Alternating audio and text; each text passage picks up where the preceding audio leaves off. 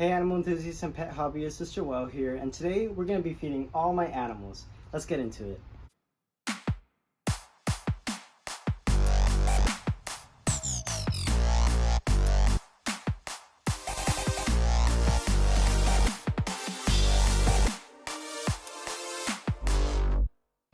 So we're first going to start off with our fish. So what I like to do is I like to get a cup of tank water using a turkey baster, and then this is all my frozen food that I like to feed them.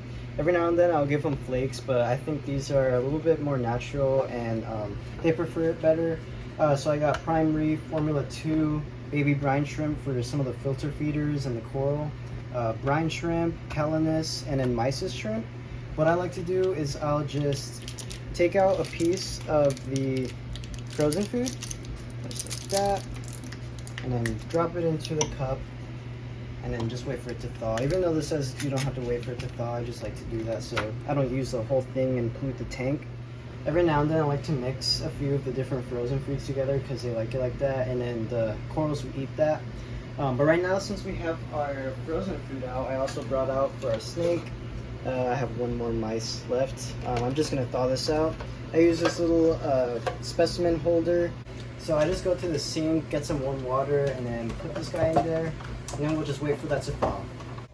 Alright, so I just like to mix it up a little bit, and I use this turkey baster to break it up. And then not using the entire cube because I don't want to destroy the tank. Here's Domino, my clownfish, and he gets a lot of it. And then here's my royal grandma, he's a little bit camera shy. And then my 6-line wrasse coming out there, and then there's my little neon goby. But also I like to feed the LPS corals, they'll enjoy this stuff.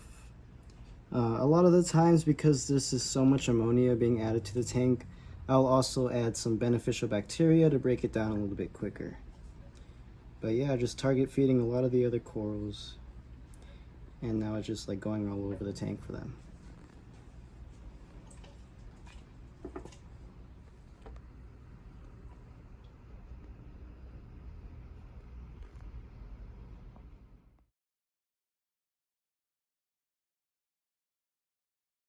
What I end up doing with the leftover fish food is putting it back in the fridge.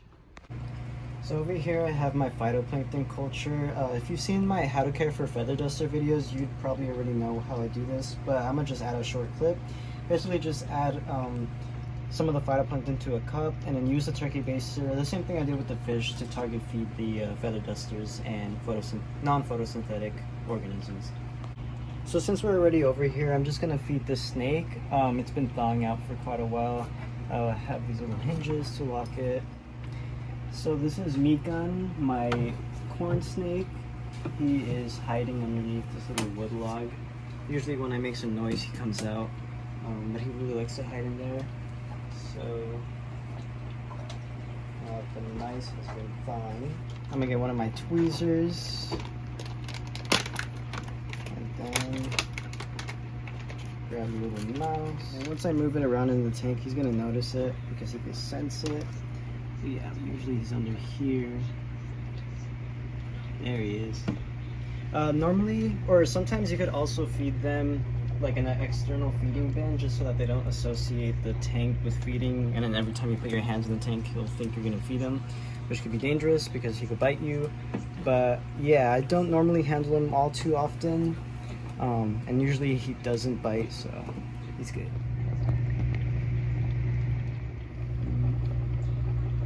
So for my alligator lizards, a lot of the times I just feed them crickets, but right now I don't have any on hand, so I'm just gonna give them some roaches. So this is my roach breeding container. Right now they just have an apple to eat on, but I need to give them some more. And I'm gonna probably just choose the smallest dubia roaches that I see in here for them. So I have a lot. About twice a week, I'll dust the insects with some vitamins, and then Repticalcium with vitamin D3.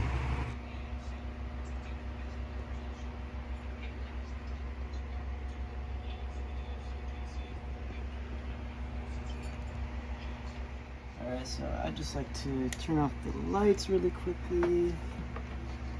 Then I'm gonna take down the little guy. Now here are the roaches that I've prepared. Some little guys. Then remove this guy.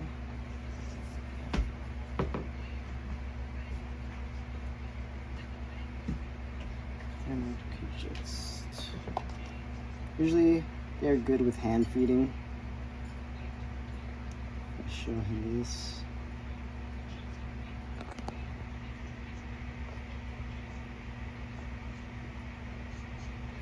There he goes. And then the live ones, I usually just dump them in there for him to find.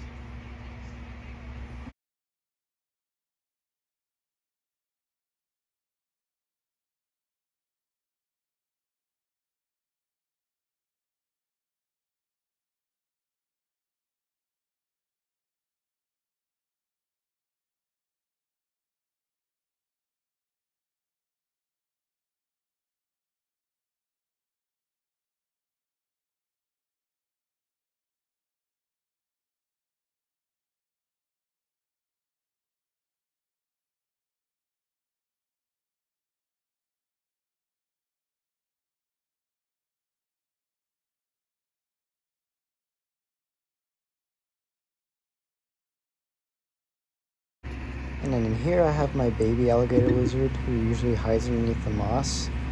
There he is. I usually just give him baby crickets, but occasionally I will give him mealworms. And this little guy is really cool because if you could see, he has that nice red pattern on his back.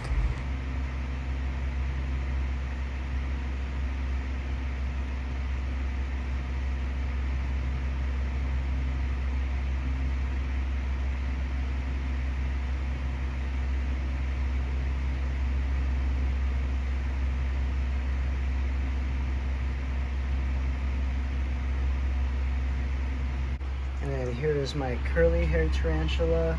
I usually feed him twice a week, so I'm not going to feed him today. I'm just going to add a clip. But yeah, this is him. And he usually just gets crickets or dubia roaches.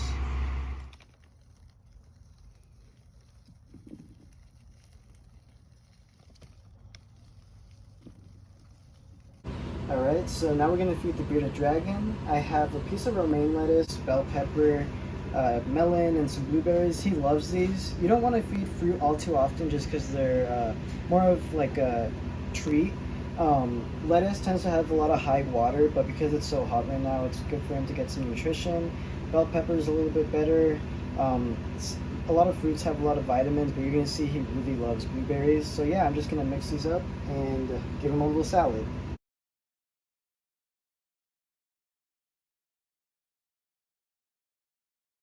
I also forgot to mention that you should wash the fruit and veggies beforehand.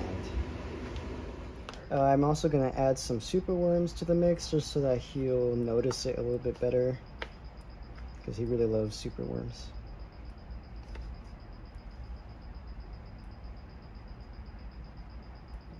Just put this in here. He should notice it in a little bit. There he goes.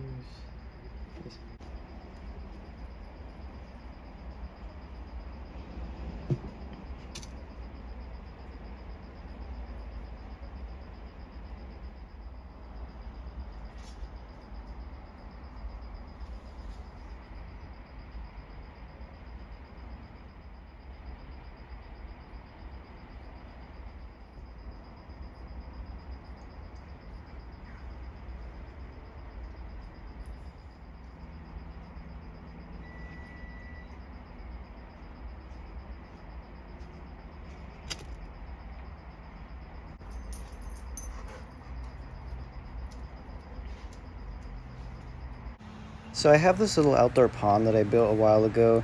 If you remember, I had a 3.7 gallon tank. I actually transferred everything from that tank into this pond. Every now and then I like to feed algae wafers, just cut them up into little pieces. I have shrimp and some snails in here. Most of the time they'll just eat any decomposing plants and algae. But yeah, here's one of them. But yeah, I just like to offer wafers every now and then.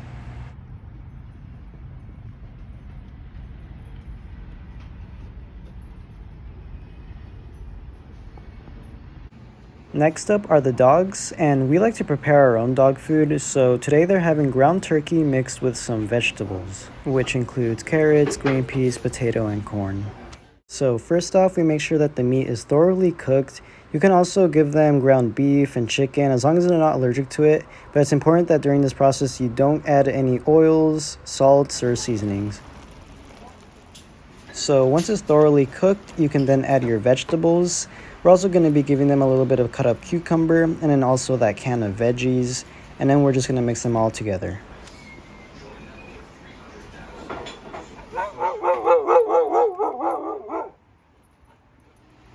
So then we're just going to add a few spoonfuls to each bowl until it looks like this.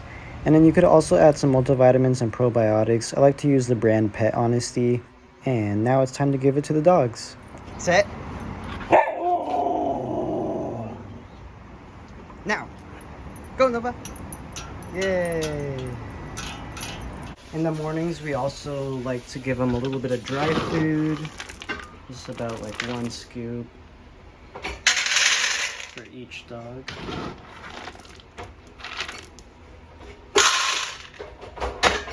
And then we just mix it with a little bit of this wild Alaskan salmon oil, which is good for their skin and coat because huskies have some pretty thick coats. We also give this to the cats every now and then as well.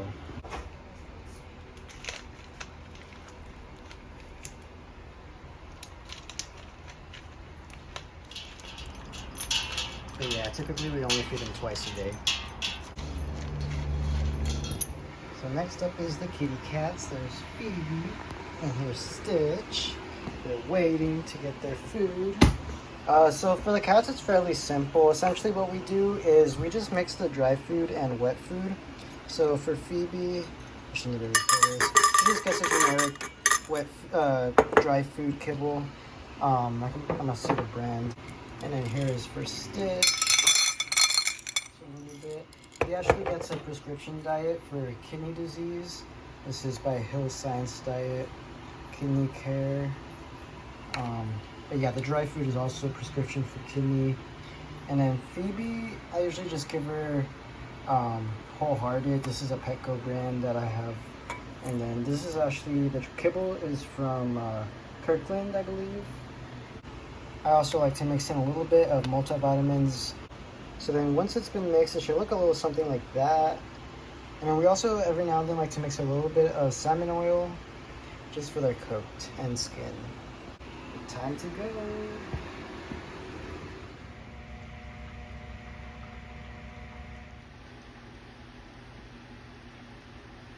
So yeah guys, that is essentially how I feed all my animals on a daily and weekly basis. If you want to see more or want to see a specific pet, let me know in the comments and I'll see you in the next one. Bye bye.